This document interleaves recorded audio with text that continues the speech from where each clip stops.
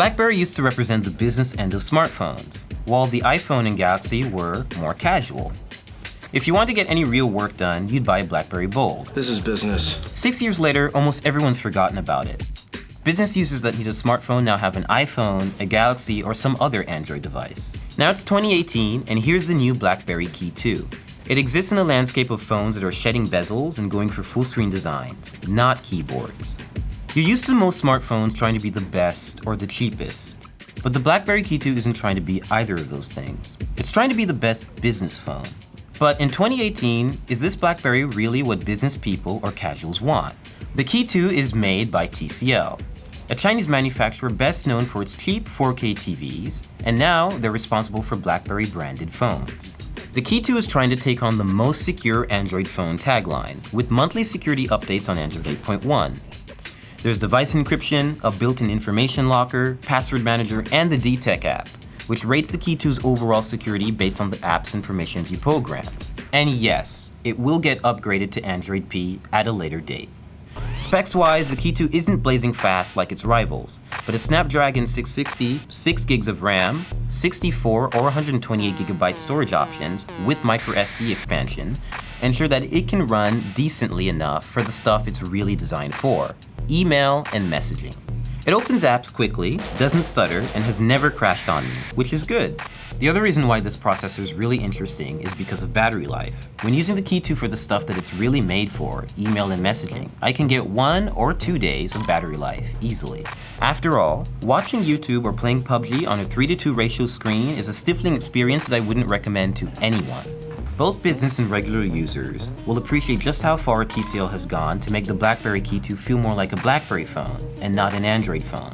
There's even a redactor app that acts as an overlay and lets you block sensitive information on screen and in screenshots. Dark modes are available for the Hub, BBM, and App Launcher. The red notification asterisk makes a return as well. And there are 52 possible customizable shortcuts, one for each key, that you can use to quickly start anything from the home screen. Unfortunately, simply typing on the keyboard from the home screen doesn't trigger a Google search, but I wish it did. If you know anything about BlackBerries, you'd know about BlackBerry Messenger. Before the age of iMessage and Facebook Messenger, BBM was the app to beat. I would tell you what BlackBerry messengers like to use on the Key 2, but I don't know anyone that still uses it.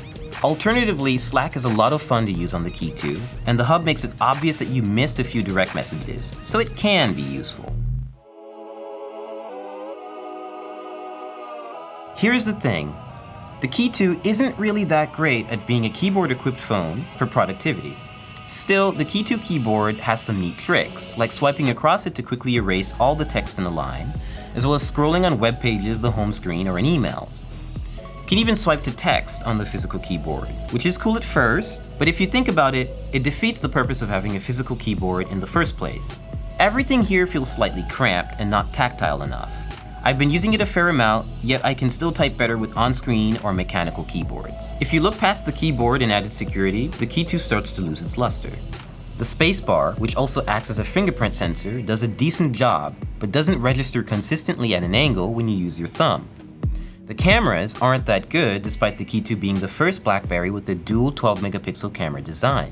For some reason, autofocusing before capture isn't turned on by default, resulting in some blurry photos, and it's only marginally better when it's enabled. The camera setup also supports 4K video recording at 24 or 30 FPS, but the results are a bit choppy.